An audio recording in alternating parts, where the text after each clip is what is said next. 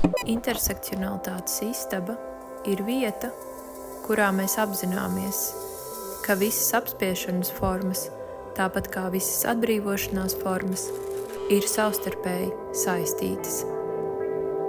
Tā ir vieta, kurā mēs kritiski izvaicājam, apšaubām un dekonstruējam, bet vienlaikus arī iztēlojamies iekļaujošāku un drošāku pasauli nākotnē un jau tagad. Šajā podkāstu sērijā es sarunājos ar Matiju Morē. Matij ir izaugsmes treneran, izglītotājan un komponistan. Tenan veido podkāstu AuDHD Flourishing un savā coaching praksē specializējas neuroatšķirīgu cilvēku un jo īpaši to cilvēku, kuriem ir gan autiskā spektra traucējumi, gan UDHS atbalstīšanā.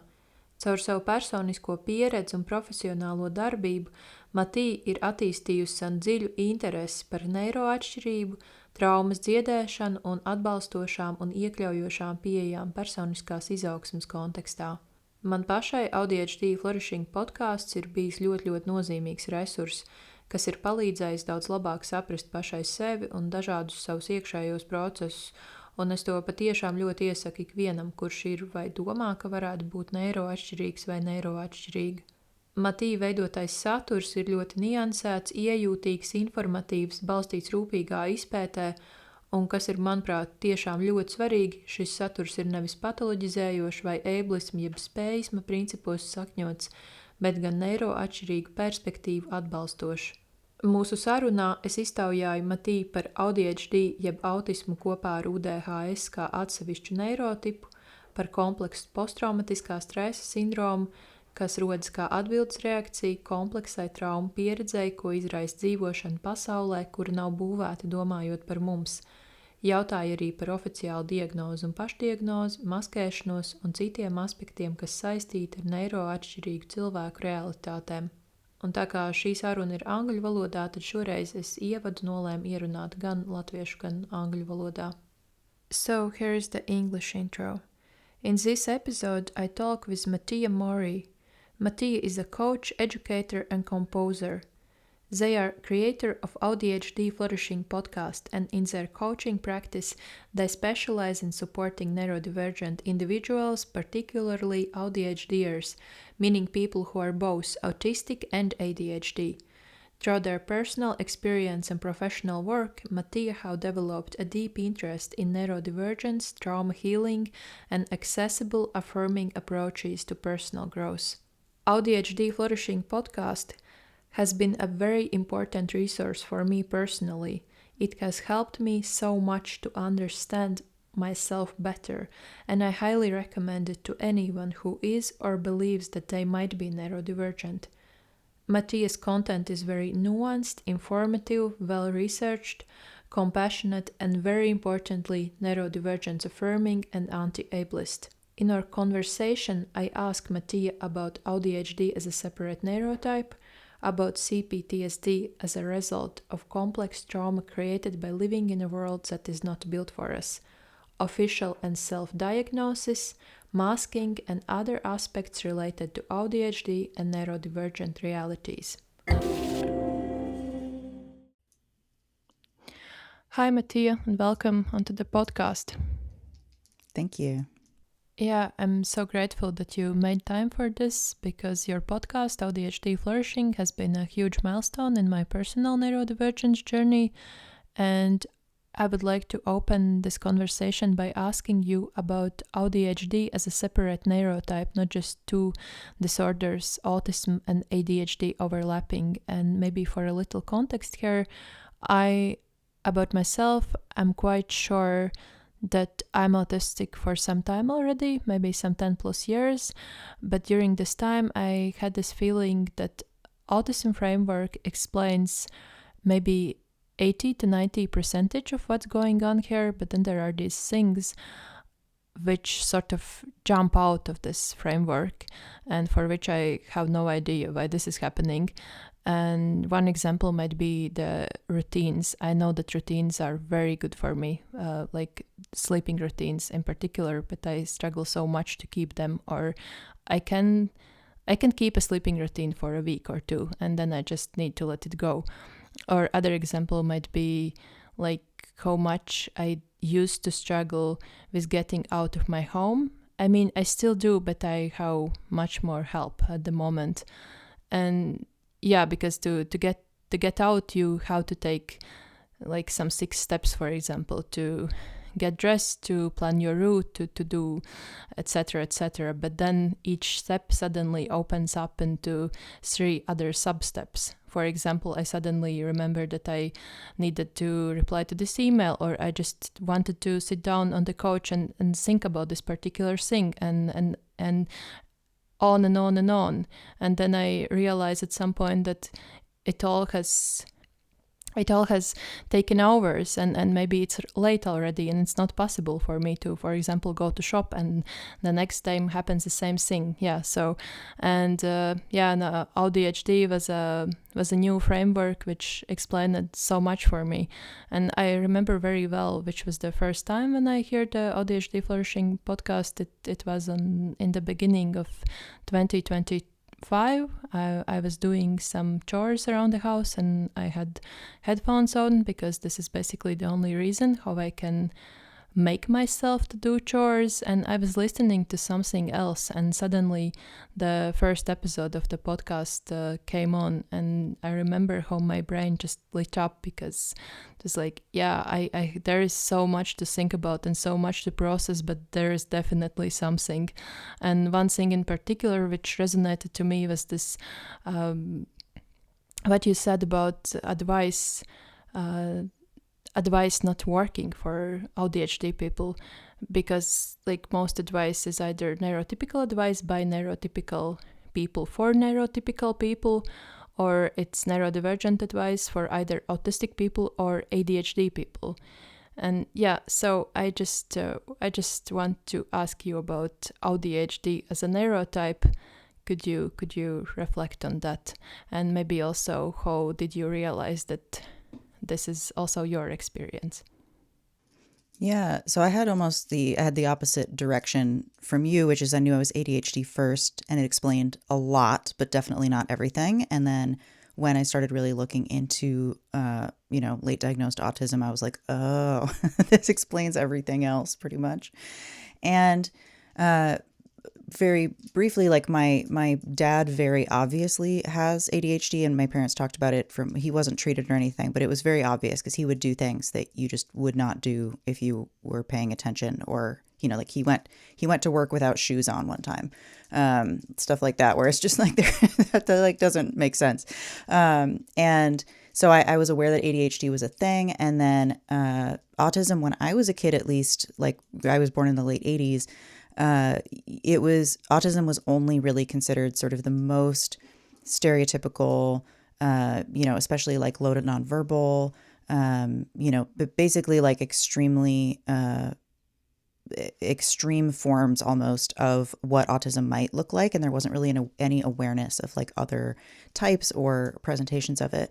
So even though I had really stereotypically autistic behaviors as a kid, many of them, and it was really obvious, and I definitely would have been identified young today, at the time, it just wasn't, I was speaking, I was reading, like I was doing things in a somewhat normal time frame. Interestingly enough, I also have giftedness as a feature in my brain, and I was late for certain gifted milestones, but on time so it's almost like I don't know if I would have had things that would have been slower without that on the autistic side. That's another piece potentially for my story.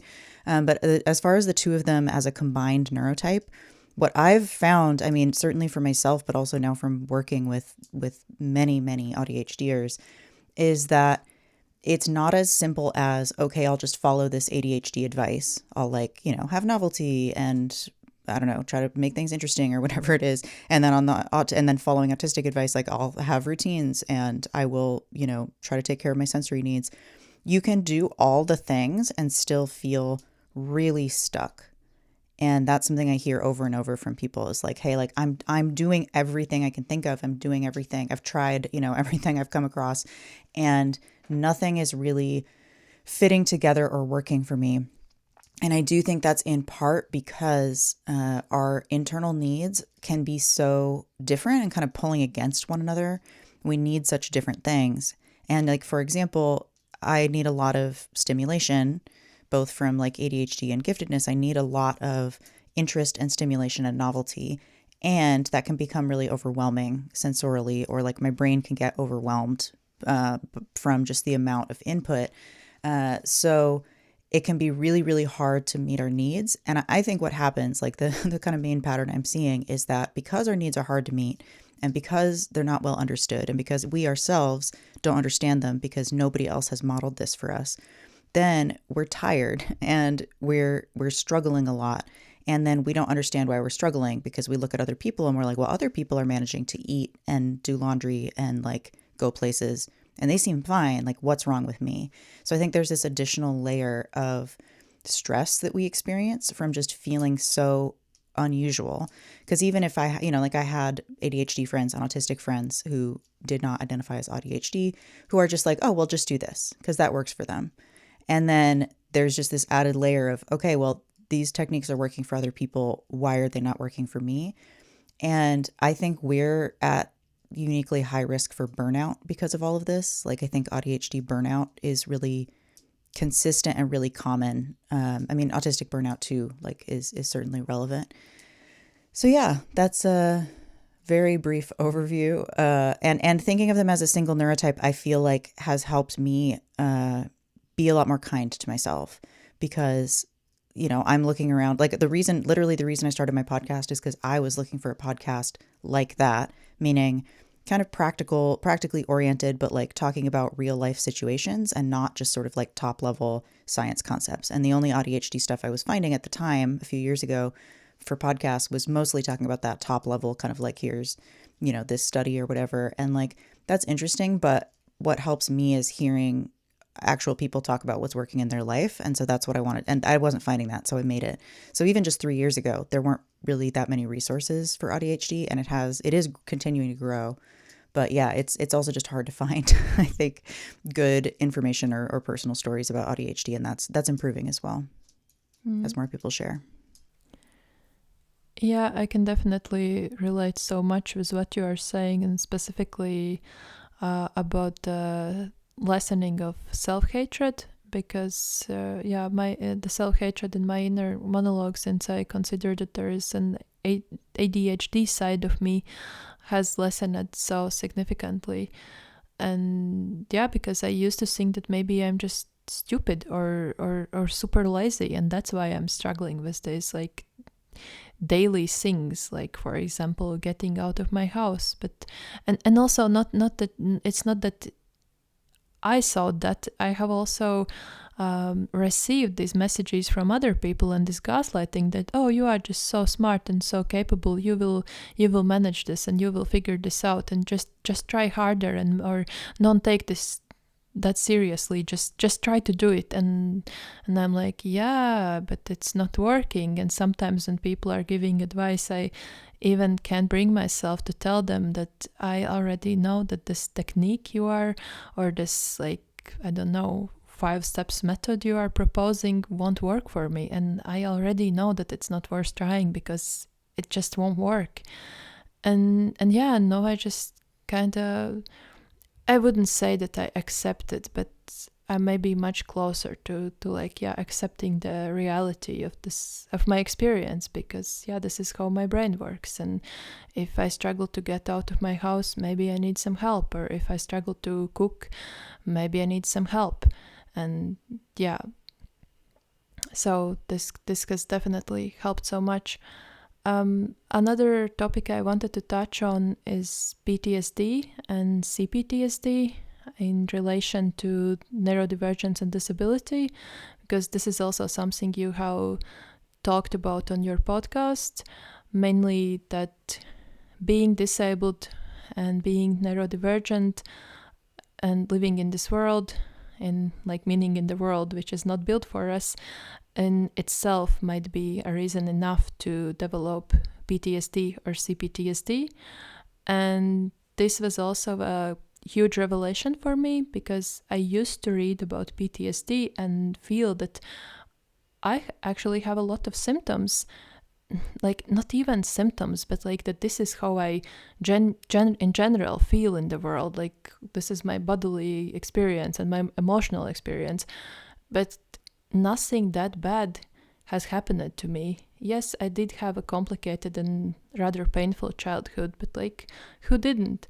And yeah, this is maybe not that bad to for PTSD to be even relevant to consider for me. And yeah, but then I just kept thinking about it and it started to make so much sense. And also, yeah, inaccessibility, and I also experience physical inaccessibility because I'm also partially sighted. It often feels like a real violence, and if it happens again and again, that it just feels like a violence which is reoccurring. And of course this all also intertwines with another traumatic experiences and like with other like aspects, social aspects and political aspects and just the realities of our daily lives. So yeah, I wanted to ask you, could you please reflect on this PTSD and CPTSD and in relation to neurodivergence and disability? Yeah. So CPTSD, which stands for complex post-traumatic stress disorder, the post-traumatic stress disorder as an idea, I believe came out of war. So these really extreme, violent contexts. It's often associated with kind of the worst of the worst things that can happen to a person. So these big single events are often associated with PTSD. Complex PTSD is about a pattern of things happening to you that are outside of your control and that are more than your nervous system can handle. So that's where it really comes in for us, because there are things that are potentially traumatizing to an AuDHD or neurodivergent child that, and also CPTSD is often talked about in childhood because that's part of that powerlessness and that experience. So it's very common for us to not have our needs met in school, in family settings, with friends, right? Like we have sometimes a lot of social difficulties with starting or maintaining friendships. And sometimes we don't know why. Like I've lost friends and I literally have no idea what happened. Like I don't understand what happened at all. That to a child, that to a child can be traumatizing. And, an adult wouldn't necessarily think it would be, because an adult has the context and, lived experience to be able to deal with that. But for a child, anything that threatens belonging or safety is potentially traumatizing. And so, adults might look at what's happening and think, oh, that's not that bad. And that's what we often think as adults looking back as well at what happened to us as kids in particular. But like bullying, for example, which is very, very common in school settings with kids in general, bullying often leads to complex PTSD. It's actually one of the most common reasons for it. And again, it's kind of downplayed or thought of as not as important or not as bad. But when it's repeated and when it attacks that basic core safety and belonging for a child, it can often become traumatizing. So it is something I suggest people look into if you are looking at, the signs of complex PTSD and thinking like, ooh, I have a lot of these. It's worth looking into, even if you don't know of any big traumatic events. And then thinking of, even in adulthood, I think, you can develop complex PTSD from repeated aggressions, right? I know there's the term microaggressions, but I think they're just aggressions at a point where, you're asking for accommodations and they're refusing to give them to you. Because it's not just, oh, they didn't meet my needs. It's, okay, now I'm sitting here and I don't understand what's going on and I'm extremely stressed and I feel unsafe. And I'm not only not getting what I'm supposed to be getting out of this experience and what other people are getting out of it that's positive, I'm now having a negative experience. And I'm being made to feel that it's my fault, essentially, for not being able to just figure it out and get along and understand, what's happening in this context. So, that can happen one time and it can be a bad day. But if that happens consistently over a period of time, it's more likely to turn into this traumatic stress type response. And in particular, I think something that's really, really common for us is social hypervigilance. So being really, really hyper aware and attuned to other people's reactions, facial expressions, what they might be thinking about us, Whether or not these things are true, what we're picking up on, like we might be picking, and rejection sensitivity dysphoria is another term that comes to mind here on this front. But essentially, like, this is based in reality, where it's based in years and years of people not understanding us and us having trouble expressing ourselves or being understood. And so I think it can be really, really hard to even develop the kind of relationships or be in settings that are healing relationally, like relationships that help heal these issues that we're talking about, because we often heal through safe relationships. It can be hard to even get there when you have all these layers of hypervigilance and fear and distrust and being misunderstood, because it's really hard to even feel safe enough to be vulnerable in a way that helps you build these relationships. So I think it's not only that we are more likely to develop this type of trauma, I think it's also harder for us to access healing the trauma, versus somebody that doesn't have any of these issues who experience bullying and just has CPTSD from bullying, but then they develop safe, healthy relationships as an adult and it helps heal some of that stuff. Like, that's a pretty direct pathway. If we have trouble accessing those social healing pathways, then I think it's harder for us to get better, basically.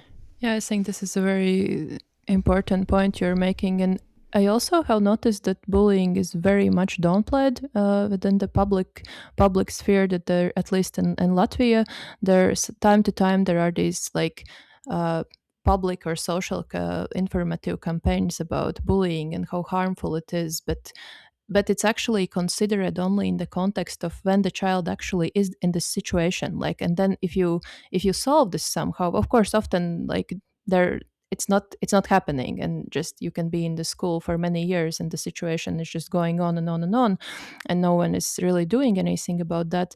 But like in my experience, and that's why it's so like validating to hear this, is that it's actually still a problem for me, though it's maybe silly to like conclude something like that, because like I'm 34 years old, but like this is a huge like traumatic event for you. And also, as you mentioned it, that it's harder for us as neurodivergent people to find like healing environments, because I definitely know that one of the reasons I still don't feel safe in any group setting, and that might be workplace, that might be a friends group, that might be any other like setting where there's a larger group of people, is my experiences in school, and I just don't feel safe, because I just like have this feeling that at any given moment, even if I feel that at the first place that everything is fine, people could just like start to treat me horribly, and I won't ever know what's the reason for that. Or they might start to ignore me, and I won't ever know what's the reason for that. So yeah, that this is just it isn't just a like a phenomenon which affects you in your childhood, but it has like dire consequences for also in your adult life. Yeah. And I'm still really sensitive to that, being made fun of in a really particular way that I was as a kid. I'm really touchy about that if people make fun of me now in certain ways. Not only because it triggers that, but because I'm like, hey, this is ableist. Like, you're literally making fun of me because of the way that I am, which is, another kind of key point I like to make alongside, like, ADHD literally has disorder in the title, ASD has disorder in the title, that these are the ways that our brain developed, and they wouldn't be so widespread if there wasn't some evolutionary reason for these to be advantageous, right? Like there's various ideas about that, and like, oh, maybe ADHDers were more willing to take risks and more willing to, go find new food sources or whatever, and autistic people memorized everything about every plant, like these are very adaptive skill sets in the context of a group. And part of the issue now is that there's this idea of what normal is, and this kind of central, like, everybody should be like this, and anything outside that is deviation. Actually, a really good, really depressing book is, I think it's called Empire of Normality. And it's about the development of the idea of normal in, I think, only the 19th century. It's a pretty new idea, kind of along with statistics, that like there's some statistical center that's meaningful, versus before, like, we were just part of the natural diversity of human brains, and we were helpful. Like in a tribal context, our brains were helpful. And now we've built a new context that we don't fit into. Well, I'll say humanity has built the current constructs that we don't fit into. And yeah, it's traumatizing to be always treated as different in a bad way, I think. Like that need for belonging is so core to us as mammals. Yeah, this book is on my TBR list, so I hope to find time to read it in upcoming future. Yeah, I actually also wanted to ask you about maybe this shift, like going away from the pathologizing of autism and ADHD and AuDHD and neurodivergence in general. And I think that this shift is slowly happening.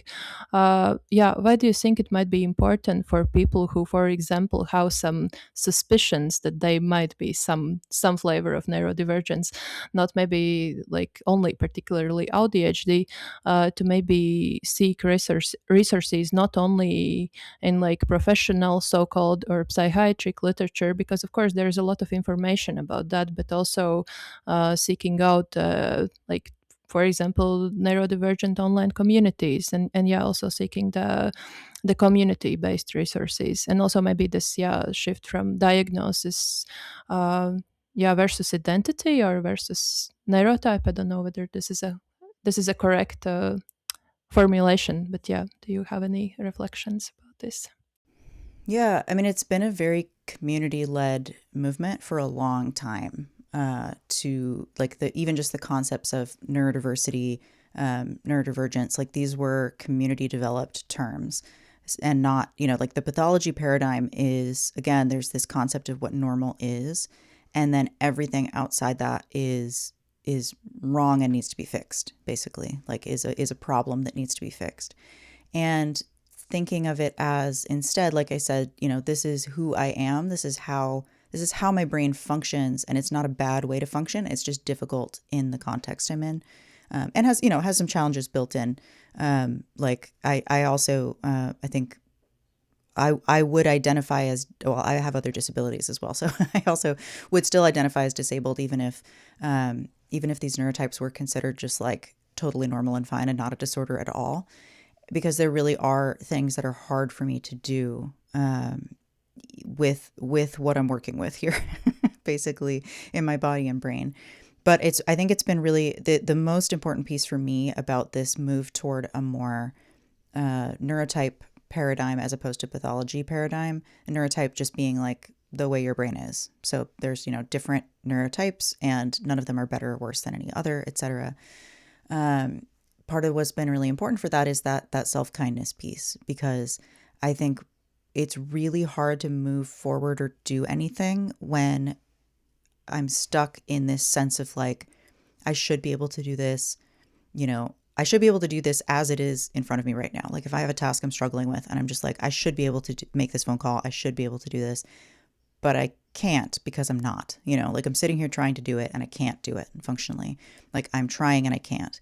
So just sitting there and telling myself I can and I should be able to is not doing anything except adding stress. It's just making me feel worse and worse. And then the more anxious I feel, the harder it is.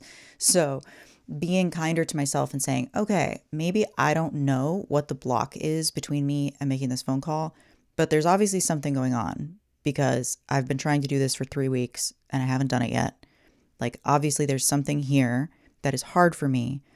And, ironically, that like part of the autistic like desire for accuracy is I want to understand why. Like I want to know exactly what it is that's between me and doing the thing. But sometimes I don't know. Sometimes I can't tell, even after repeated, experimentation and trying to figure it out. Like sometimes it's just I don't know what the issue is. I just know there's something that's hard.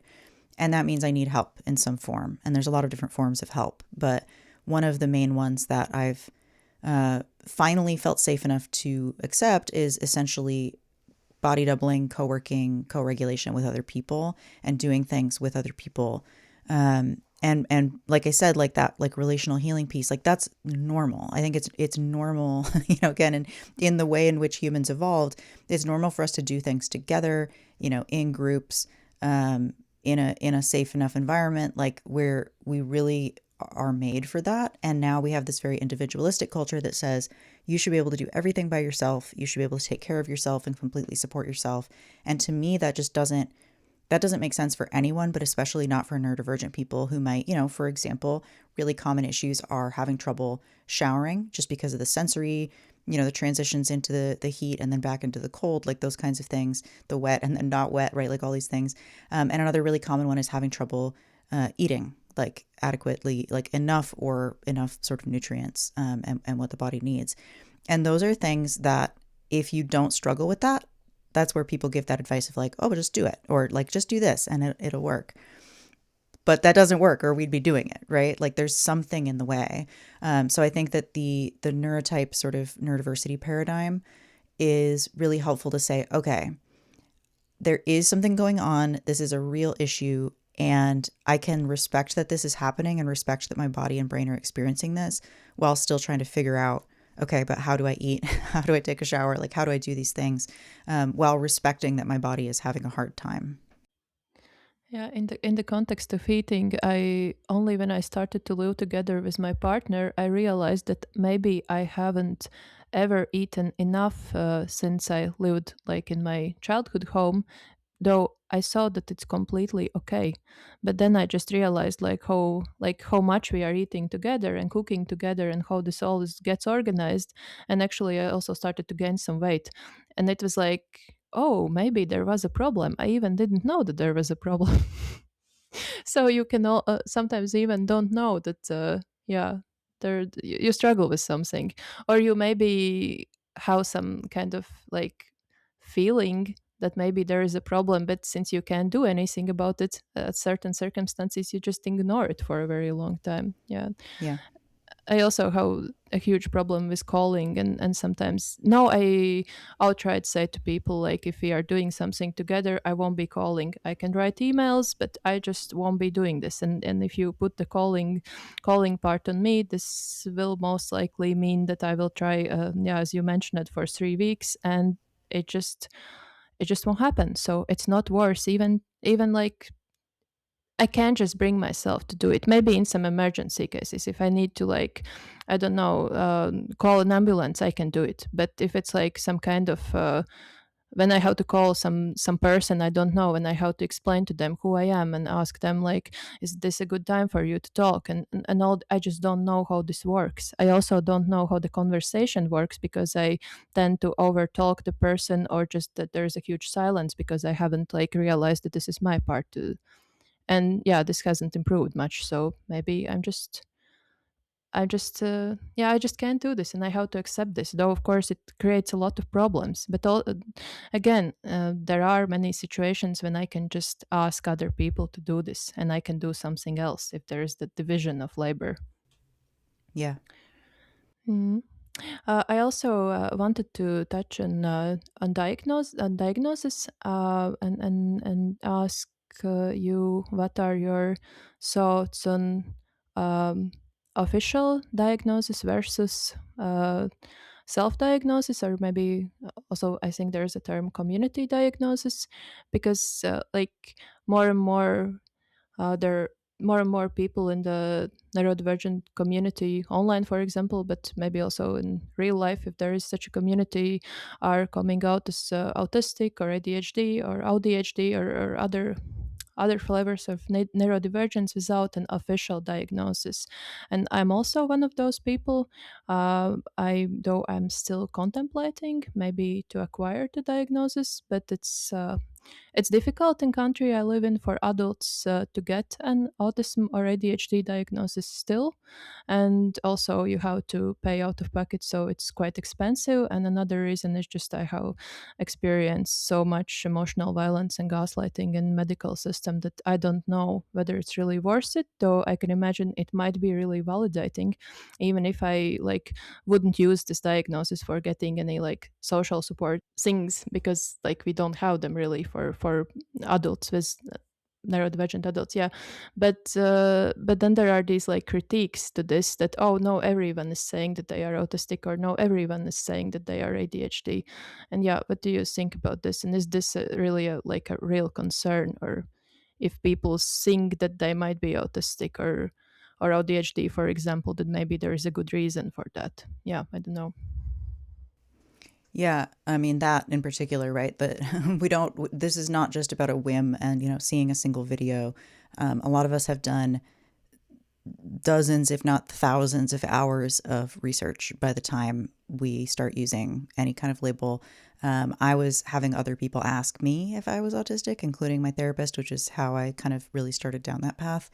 Again, the ADHD was kind of more surface level for me. And when I saw an official ADHD diagnosis, I got it like very begrudgingly, I would say. Like they didn't really want to give it to me because of other factors, including giftedness. So they were basically saying, yeah, there are some things where you're testing as average, on these executive function tasks, and like average is fine. It just probably feels bad for you if you're, 99.9th percentile for these other things. Like if you're gifted, it sucks. He was basically saying like, you probably feel like and I'm like, yeah, but like, why else would I have these things that are average or bad at, like things that can't do with executive function, unless ADHD is the answer for that. So that was kind of a weird conversation. But then with autism, I actually only really sought the main reason I sought the official diagnosis is because I was already I was starting to coach neurodivergent people exclusively. And my thought basically at that point was like, hey, if I'm going to be kind of out in public as an autistic person, if I'm going to be talking about this and sharing about this, it makes sense for me to go through the official process. And I actually did it while I had insurance that covered most of the testing. I think I had a pretty small out-of-pocket cost. So that was part of why I did it, is because it was basically free. So I was like, cool, I will do this. I will go through this process. And, if it goes badly, it'll still be a good learning experience, was my thought. As a coach, basically, like as a practitioner, I was thinking like, this will probably be useful. And I would say like there are a lot of reasons to not do official diagnosis. One being that if you are planning to move to another country, like say, for example, if you were moving outside of the EU, like there are a lot of countries that don't let you immigrate with an autism diagnosis officially. Like that's kind of their official thing. Now, might they still let you if you're, a software engineer applying for a job? Sure. Right. Like it's not that everything would automatically be a barrier, but if you're applying, in my case, like as a self-employed artist person, they might be more suspicious of that. Like, hey, are you going to be basically a drain on our resources? So that's like a real thing to keep in mind. Another big reason to not get an official diagnosis is custody. Again, in a lot of countries, and this is just because of the disorder, the pathology paradigm, right? Is that these things are considered like disorders, and you can be considered essentially an unfit parent. It has happened. Like that's a very real concern. So there are very real reasons to not seek an official diagnosis. I think there's a lot of draw, especially for autism diagnoses, from what I hear in the community. A lot of people want that official stamp of like, yes, this is for sure. And I think it's that desire for certainty, which I totally get. And I did feel that like when I got the official diagnosis, it felt good to have the certainty and sort of the official label. But ultimately it hasn't really made that much difference in my actual life, right? One of the only reasons it would maybe affect me is if I went back to another degree, which I don't plan to, but if I did, I would probably seek official accommodations through the school. And I do have these pieces of paper basically with the labels. But even in that context, like with school or higher education anyway, theoretically, they should give you the accommodations anyway if you're asking for them. So it just depends on where you are. So yeah, there's a lot of reasons not to do the official diagnosis, I think, especially in like the immediate political climate that we're in kind of worldwide, with a lot of like terrible like ableist things going on. And like, I don't know, I think there's a lot of good reasons to not. Community diagnosis is basically, beyond just sort of your own research and stuff. It's kind of like being in community with other autistic or ADHD people or whatever other, neurotype thing you're looking at or thing you're exploring for yourself. And then if the community is just like, hey, yes, you sound like me, you talk like me, we get along well, like we make sense to each other. If you keep having that experience, like one of the, I think, really interesting sets of studies over time is that autistic people and then non-autistic people. So allistic is that the word used for that, which is also a community term.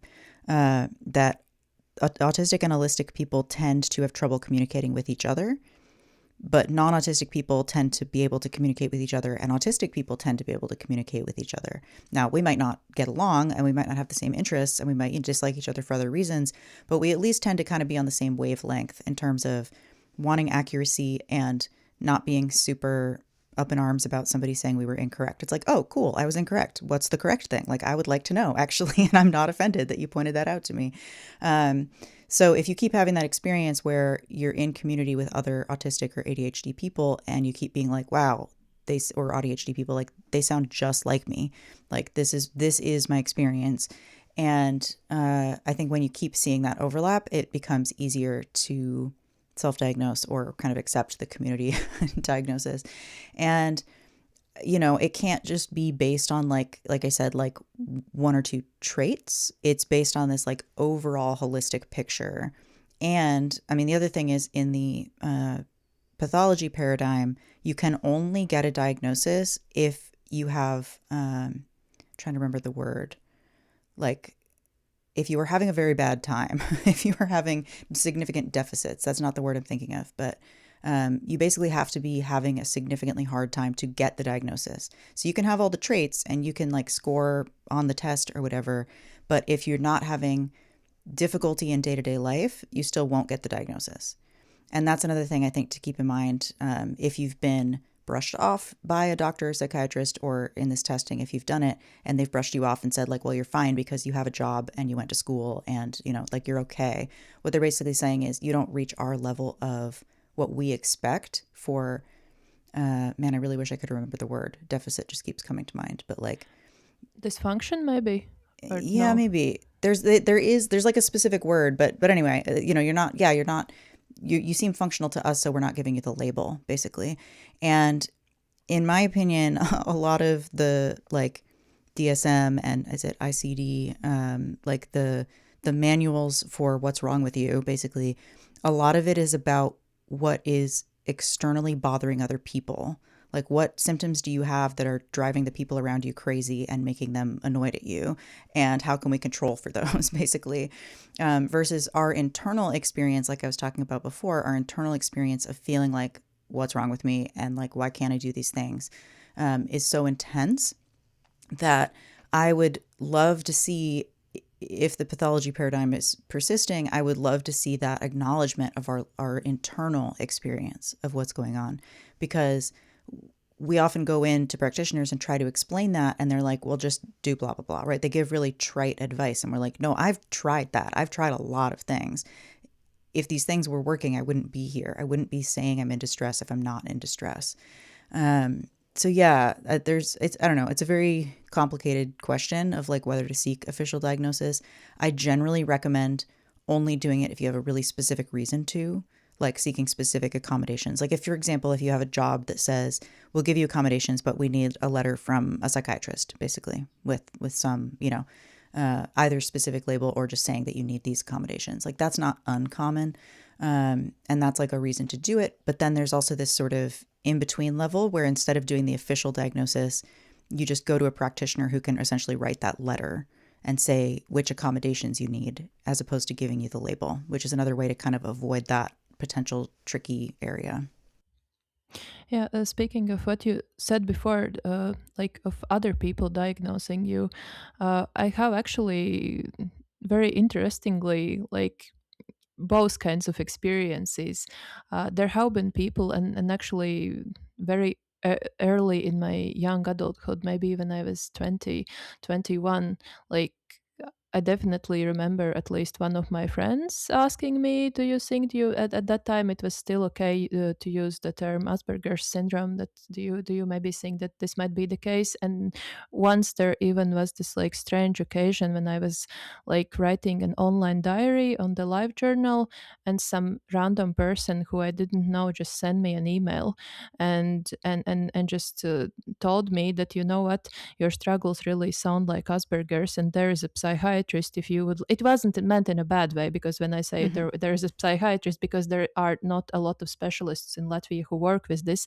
If you ever wanted to like seek a diagnosis or to explore this, that maybe like there is a contact for you to explore. And that seemed interesting at that point, that like even some like strangers are writing to me about this. But then there was quite contrary the experience when I already had started to read about this, and I was telling to another friend that I think that I might have Asperger's syndrome, and she told me, no, you definitely don't have Asperger's syndrome, but my boyfriend does. And I still somehow remember this, that maybe, and I know that this might sound like so silly, that one reason for to get an official diagnosis would be not to get back to her, but like to like quiet this voice in my head that someone has said something like this to me, that because I maybe in certain situations can like mask better than him, or maybe because like it's not, at least like 10 years ago, it's not that typical to think about women having like neurodivergence. So being neurodivergent, not having neurodivergence, yeah, that is just very interesting that people have thought differently on me in this respect. But yeah, also about the like reasons to seek diagnosis or not to seek diagnosis, I also uh like one of the reasons I'm thinking that maybe I don't want an official diagnosis, at least while I'm living in this country, is because disability, like all kinds of disabilities, are still very stigmatized here. And sometimes even because of like being partially sighted, people imply that I might have some kind of intellectual like disability or intellectual problems, which just makes you feel very humiliated, and not a great feeling.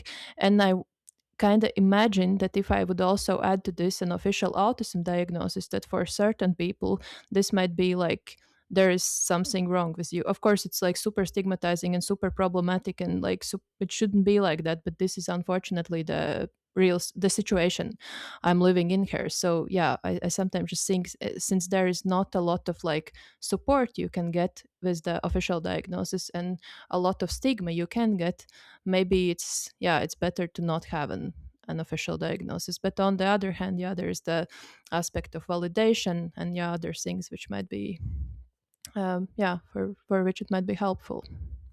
Yeah. This is a post-recording note I wanted to put in. There is absolutely nothing wrong with having an intellectual disability, and I understand very well how very stigmatized are people who actually do have intellectual disabilities in the society, and how privileged I am in comparison to that. It's just some people have implied actually rather often that I maybe do have an intellectual disability just because I can't physically do something, for example, to fill a form or see something or do something else. Yes, and now we go back to the conversation. I also wanted to ask about masking. And you have defined masking in your podcast, I think, very precisely as regulating nervous system of someone else by dysregulating your own. And yeah, I think this like very precisely puts how this puts in the words how this is working. But could you maybe like explain a bit more what masking really is, and how and why it harms neurodivergent people? Yeah, so that definition of regulating other people's nervous system at the expense of your own is not my phrase. I don't remember where it came from off the top of my head, but it's basically masking is holding back your kind of natural, authentic ways of reacting or behaving and trying to behave differently. So sort of creating an external picture of yourself as being different than who you actually are. And everyone does this in some context to some extent, right? This is not, it's not like a bad thing. Humans do this. Again, it comes back to that desire for belonging. So when you're in certain groups, you might use different word choices. Like I grew up really religious, and I can still kind of code switch into like weird American Christian language, and turn off swearing basically. So like if I'm in a context where, okay, I know I'm hanging out with a couple of like older Christian adults, like I can code switch into that. That's a form of masking, essentially, being able to do that, changing your language and behavior to fit the context you're in. Where it becomes harmful is where we feel like who we are naturally can't exist and there's no room for that, and it's not safe to even do that alone. So I hear people say, I don't feel safe stimming, meaning doing repetitive movement that helps regulate our nervous system, which again, all humans do. Everybody stims, but autistic people really need it. And a lot of ADHD people, it helps as well with like literally focus, it helps our brains do what it needs to do. So I might need to stim more. And if I've never felt safe doing that ever in public, then it can become to the point where people don't feel safe stimming alone or being themselves alone. And that's where that's where I think I look at that and I think, okay, that sounds like CPTSD type hypervigilance of like, it's not even safe to be myself on my own time. So that's a really significant piece, I think, of a lot of stress that we experience is trying to hold back. One of mine, for example, is I love echolalia, which is repeating sounds that you hear. And I love repeating back animal noises. So if I hear birds or dogs or cats, or if I hear an animal, my first instinct is to make the same noise back.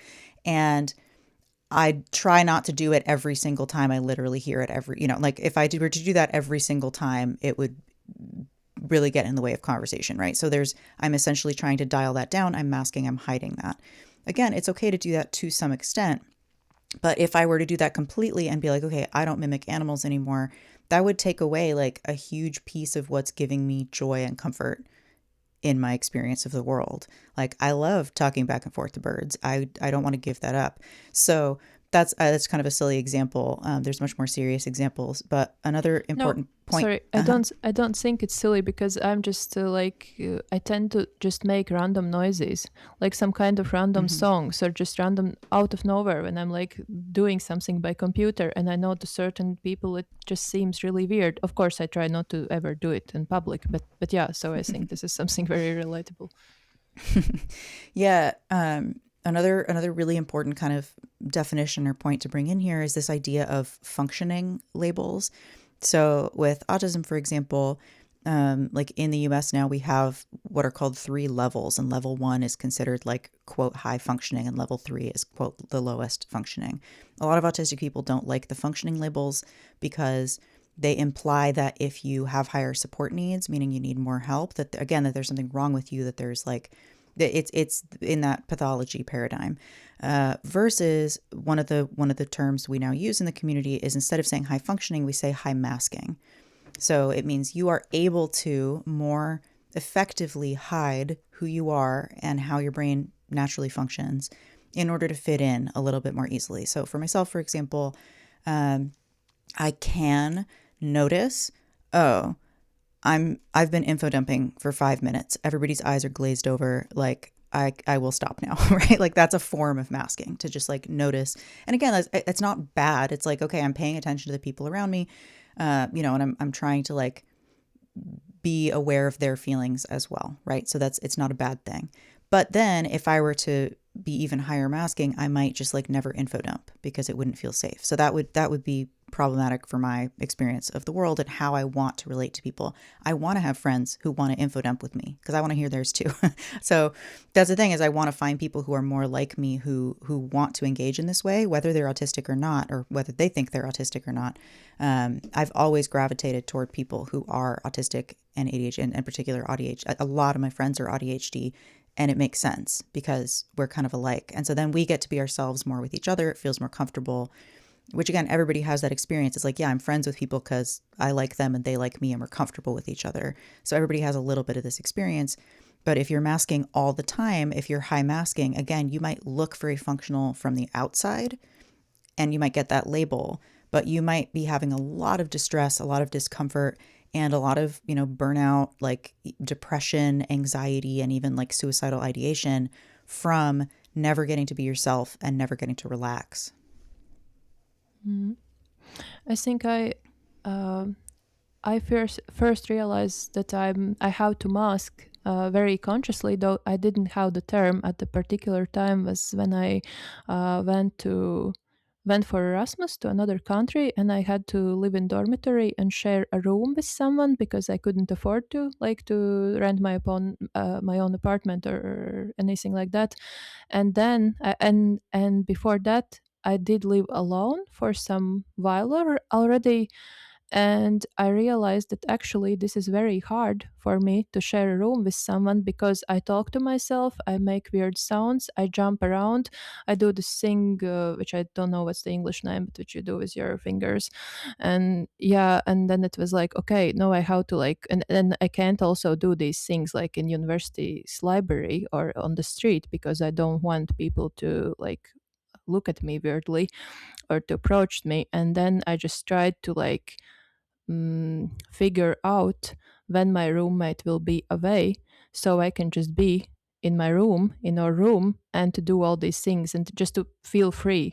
But and when I am not able for a while to like just like be myself and do all this, then I just start to feel this really bad tension in my body. It's not only like the emotional sense. Yeah. So, and that was the first time when I actually realized that I need alone time, and it's not only like because it's comfortable for me, but like I can survive without it. Yeah, that was an interesting revelation. Also, do you have any thoughts on, because this I think this idea is circulating lately on social media about like unmasking being a privilege or not being a privilege. Do you have like any comments on this? Like, is it a privilege to unmask or? Anybody can unmask, and I think the privilege is how are people going to treat you. So, like, I'm small, I'm white, I'm often read as female, even though I'm non-binary. I'm considered a non-threat by like the police presence wherever I am in the United States, and so I can be weird and do stuff that kind of comes across weirdly to other people and not be considered a threat versus like one of the autistic creators I follow, Tiffany, I'm trying to remember her last name. Fidgets and Fries is her online handle. And her sons are large and black and male and seen as a threat when they stim. So she's talked a lot about, the difference between being able to teach her sons like how to be safe basically in public. That's a very, very different proposition for them and has like the most drastic consequences as well, because they could literally be killed. And that's very, very unlikely to happen to me. So I think the privilege comes from just like how are people reacting to that behavior. I'm normally seen as like cute and eccentric, if I stand in public, right? Like, I rarely get really negative. I've had teachers be annoyed at stims that I'm doing, but like I've rarely had truly dire consequences for my behavior in that way. But again, I'm relatively higher masking. I'm hyper vigilant to, is this person reacting badly to these noises I'm making? Like, do I need to stop doing this? And I have a tendency to have a lot of like shame come up as well if I feel like I've crossed some kind of line. So yeah, I'm having a very unpleasant internal experience almost either way because I'm like worried I'm doing it too much. But at the same time, yeah, I do think I have a certain amount of freedom to unmask safely and not have big repercussions. Mm. Yeah, I think this is a really good point that like the yeah or other identity aspects or circumstances we are in are like play a huge part there. How much this unmasking might affect us in our lives. Is there something I haven't asked you, but you would like to maybe, yeah, still mention? Um, a couple quick, huge things. One is this is really a lifelong exploration. Like I've been steadily exploring and experimenting with this stuff for myself for, over 6 years since I realized I was autistic. And I feel like I'm just starting to figure out kind of what works for me. Like it's not just a like, oh, I'll do these things, right? It's not follow this set of concepts and then everything will be great and fine. Like I still have meltdowns. I still struggle with sensory issues. I still struggle with eating, well, like there's a lot of things that are hard for me. And I happen to have a lot of good support, but I would not be doing as well without the support that I have. So I always want to say that. And then another big one is that you're not broken, even if you feel like you are. And I get it because I still do sometimes, but there's like I think with AuDHD in particular, there's this real feeling that nothing is ever going to help and that I'm just broken and I'm just stuck like this, basically. And even discovering the label or discovering the community sometimes feels that way, I think, because, again, if you're trying to, quote, solve really specific problems in your life, it can be really frustrating. Like, I'm doing these things and they're not working. Like, the things I'm trying are not working. And if you've been having that experience for a long time, it's because you don't have the support that you need. It's not because you haven't found the right life hack or the right planner. It's because you need help, like you need support. And in my case, like having a partner who loves cooking and cooks like almost all the food that we eat, the same as you, like I gained weight and I was like, oh shit, I was not eating enough before. Like I was objectively not eating enough. And I kept having like I would have like vitamin deficiencies and stuff because I wasn't getting enough of whatever vitamin, like I wasn't eating enough breadth of food. So yeah, there's these very real things that like when left to my own devices to completely care for myself, I do not take good care of myself. Like I'm not good at it. And I am good at some other things, right? I'm really good at synthesizing a bunch of information. I'm really good at this one video game I play with trains. Like there's things I'm good at, and feeding myself is not one of them. So that's another way to kind of think of this, is that I don't feel like you have to become really good at all the boring stuff that you hate. If it's boring, it's really like, we didn't touch on the term interest-based nervous system, but it really rings true for me that like, if it's not interesting, it's really hard to do. So yeah, you can try to make food more interesting or whatever, but like ultimately what I've found is I am not happy with my life if I'm just focusing on the basics. And if I don't have any creative outlet or way to be interested basically and learning and doing things that I enjoy. So I would rather make space for the things that I enjoy and put my energy into that and get help with the stuff that's really boring for me. And that it definitely is a privilege. I understand that like, you know, not everybody has someone cooking for them. That makes a huge difference in my life. But yeah, that's kind of another broad point, is like, if you're having a hard time, it's in part because we're interconnected and we're not really meant to like just be individuals taking care of ourselves and meeting all of our own needs alone. Like that's not how humanity works. So being more okay with that and accepting help has been a huge part of my own journey. Yeah, thank you so much. Of course, I would still have a ton of questions for you, but maybe to some other conversation. But this was great, and thank you that you found time for this and for everything you shared. It was really thank you so much. Really nice. Okay, bye. Bye. Paldies, ka klausāties Intersekcionalitātes istabu, podkāstu par iekļaujošu feminismu, aktīvismu un sociālu taisnīgumu.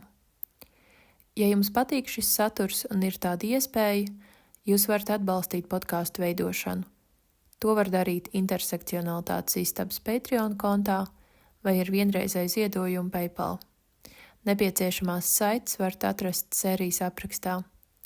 Jūsu atbalstam ir ārkārtīgi liela nozīme. Podkāstu Intersekcionalitātes istaba veido Katrīna Rudzīte, montē Karīna Ieškiņa un mūziku veido Gundaga Graudiņa.